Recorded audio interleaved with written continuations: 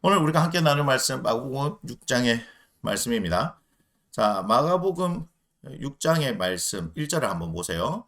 예수께서 이제 거기를 떠나사 거기가 어디였습니까? 5장에 보니까 이제 가버나움 해당장 야이로에게 가서 그의 죽은 딸을 살려내신 것 우리가 봤잖아요.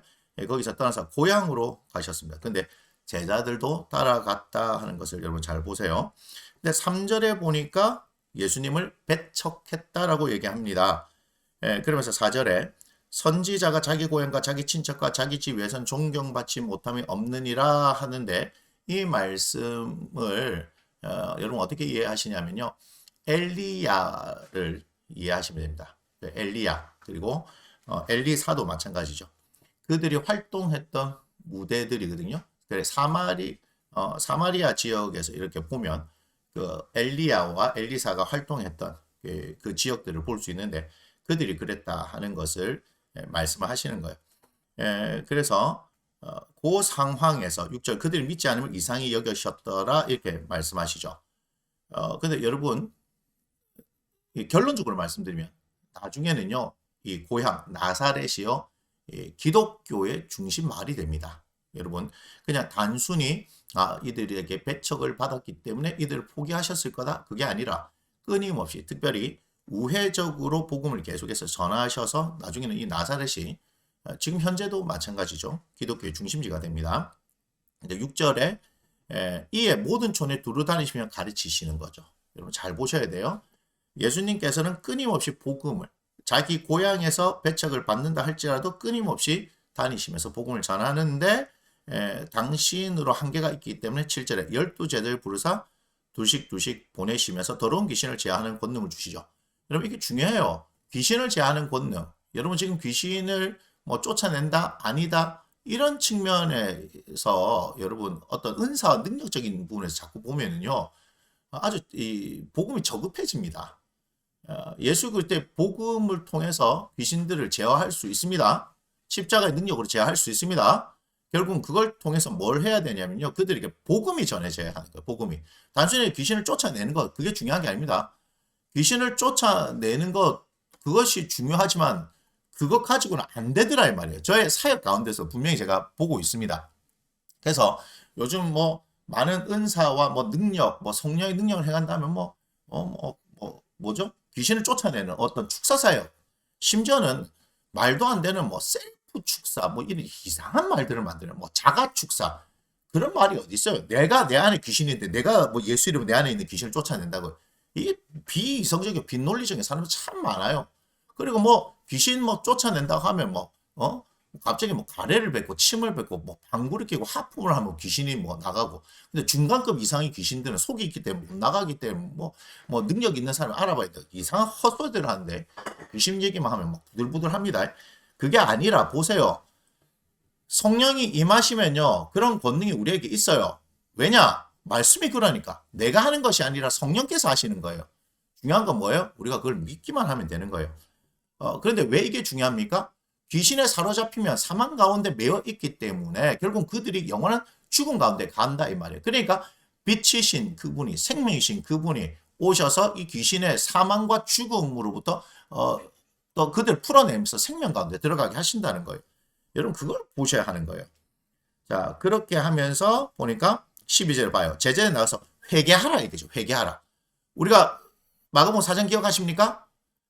복음을 듣고 그 비유를 듣고 들을 게 있는 자는 들어서 어떻게 하니까 돌이켜 죄사함을 얻으려고 하는 거죠. 그래야 생명을 얻는 것이고 회개해야지만이 하나님 나라의 백성이 되기 때문에 그래서 회개하라 전파하고 많은 귀신을 쫓아내죠. 많은 병자에 기름 발라 고치더라.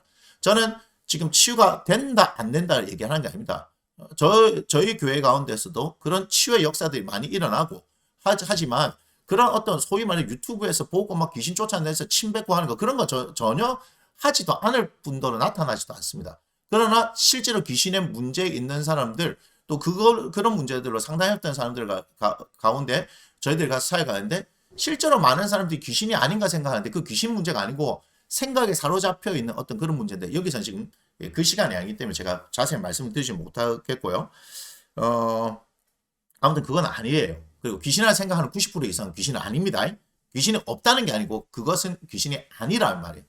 예, 그런 이상한 축사 아니에요. 그런 거 아닙니다. 자, 그런 가운데 14절 이에 예수 이름이 드러나는데 헤롯이 이제 듣고 야 이게 야 세례 요한이 다시 사는 거 아니냐 하는 뭐 그런 장면 아주 길게 이렇게 이야기하고 있습니다.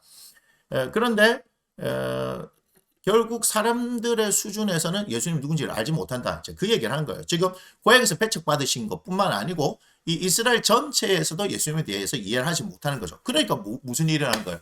고난 받는 거예요. 배척받으시고 고난 받는 거예요. 그 얘기를 보시면 되고. 이제 30절에 보니까 참 재밌습니다. 사도들이 예수께 모여 자기들이 행한 것과 가르친 것을 낱낱이 고하니 이게 뭐하고 연결되죠? 예, 보내셨잖아요. 그죠? 예, 그 일에 대해서 얘기합니다. 그런데 예수님은요. 너희는 따로 한적한 곳에 가서 잠깐 쉬어라 이렇게 얘기합니다. 고생하고 온 이들에게 쉬라고 얘기하죠. 한적한 곳에 갔는데 사람들이 먼저 가는 거예요. 봐요. 33절. 그들이 가는 것을 보고 많은 사람들이 그들인 줄 안지라 모든 골로부터 도보로 그곳에 달려와 그들보다 먼저 갔더라. 이 말씀 볼 때 제가 마음이 찡하더라고요. 그 이유가 있어요. 34절. 예수께서 나오사 큰 무리를 보시고 그 목자 없는 양 같은 으로 인하여 불쌍히 해서 이에 여러 가지로 가르치시더라. 여러분 이거 중요한 겁니다. 목자 없는 양 같음. 그럼 지금도 뭐가 필요해요? 목자 중에 목자인 예수님 또 계시지만 이 교회가 이런 목자 역할을 해야 되는 거예요. 근데 이 교회는 뭘 해야 되느냐? 불쌍히 여겨서 먹을 것을 줬더라. 이 얘기가 아니고요. 여러 가지로 가르치셨다 이 말이에요. 그래서 저희 교회가 나무 심는 교회인데 이름을 바꿀 거잖아요. 예, 이름을 JPT 크로스 처치. JPT가 뭐냐? J는 지저스고 P는 전파하다는 거죠. proclaim 또는 preach. 예, 설교하다는 거예요. 그러니까 예수를 전파하고 예수를 설교하고 teach 가르치는 것. 그리고 크로스죠. 십자가죠. 그러니까 고린도전서 2장 2절. 예수와 십자가 외에는 알지 않기로 작정했다. 저희 교회는 그런 교회예요. 그러니까 이 교회가 가르쳐야 되는 거예요. 불쌍히 여기는 많은 사람들, 그 사람들에게 예수님을 가르쳐야 되는 거예요. 전파하고 가르쳐야 되는 거예요. 네, 여러분, 이것을 위해서 예수님 오셨다. 물론 그 가운데 이제 육체적인 필요를 따라서 배고픔의 문제들을 해결하시는 것들이 나오잖아요.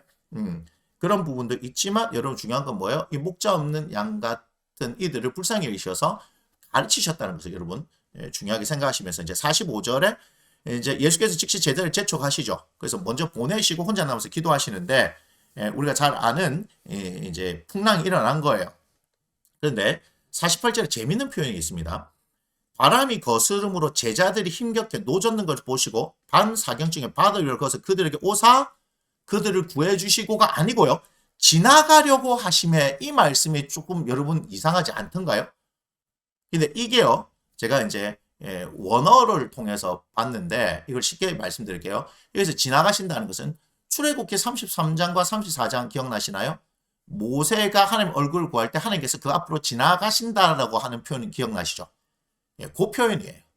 그리고 욥기 9장 8절 이후에 보면은 또 바다를 밟으신다, 지나가신다 이런 표현이 나오거든요. 하나님 그런 분이신 거예요. 그러니까 여기서 예수님이 지나가신다 하는 것은 뭐냐면요. 우리가 4장에 보니까 그때도 풍랑이 일어났잖아요. 그런데 41절에 뭐라고 얘기하냐면 4장 41절에요. 그들이 심히 두려워요. 서로 말할 때 그가 누구이기에 바람과 바다도 순종하는가? 그가 누구냐 하는 것을 여기서 가르쳐 주시는 거죠. 지나가신다 뭐죠? 하나님이 지나가시는 거. 하나님의 영광이 지나가시는 거죠. 모세 앞에서 지나가셨던 하나님 그걸 기억하시면 되는 거예요. 이해가 되세요? 지나가신다. 그래서 여기 지나가시는 것은 예수님이 이들을 무시하고 지나가시는 것이 아니라 내가 하나님이다. 내가 메시아다. 이것을 지금 가르쳐 주시는 장면으로 이해를 하시면 됩니다. 원어가 그렇습니다. 원어가.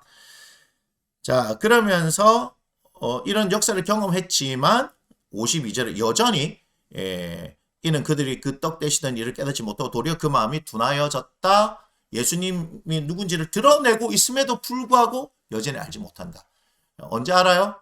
예수님께서 십자가에서 죽으시고 부활하시고 난 이후에 알아요. 그리고 성령 받고 난 이후에 과감하게 복음을 전파하는 그런 일이 일어납니다. 자, 그 다음에 이제 건너가 또 게네사렛 땅에 이르러 그죠? 또 되십니다. 예수님 바쁘시죠? 왔다 갔다 이렇게 하시죠. 그러면서 여러분 잘 봐야 돼요. 56절을 잘 봐야 됩니다. 56절을 뭐와 연결해야 되냐면 예, 전도하러 왔다. 이 말씀을 기억하세요. 아무데나죠. 아무데나 예수께서 들어가시는 지방이나 도시나 마을에서 이 말이에요. 아무데나 그러니까요. 지방이나 도시나 마을이나 병자를 시장에 두고 예수께 그의 옷가에 손을 대게 하시기를 간과하니 손을 대는 자는 다 성함을 얻으니라. 병을 고치셨다. 병이 나았다. 그래서 복음이 전파되어진다. 이 말씀을 하기 위해서 이 장면들이 있다는 것을 여러분 기억하시고 예수님께서는 무엇을 하러 오셨느냐? 분명하죠. 목자 없는 양 같은 이들을 이끌어 가시기 위해서. 근데 이들에게 필요한 것은요. 물론 배고픔을 해결해 주어야 되는 떡이겠지만 그 떡을 먹으면 한 번 먹고 배고픔이 해결되어지는 그 떡이 아니라 요한복음 6장의 말씀을 통해서 영원토록 목마르지 않고 영원토록 배고프지 않는 그 예수 그리스도를 나누어 주시는 것, 이것을 보셔야 하고요. 그래서 이분이 누구냐 하는 것을 풍랑을 통해서 분명히 그들에게 나타내고 계신다. 지나가시는 분, 그분이 곧 하나님이시다 하는 것. 그리고 아무데나 지방이나 도시나 마을에서 가시는 곳곳마다 전도하시는 일을 행하셨다.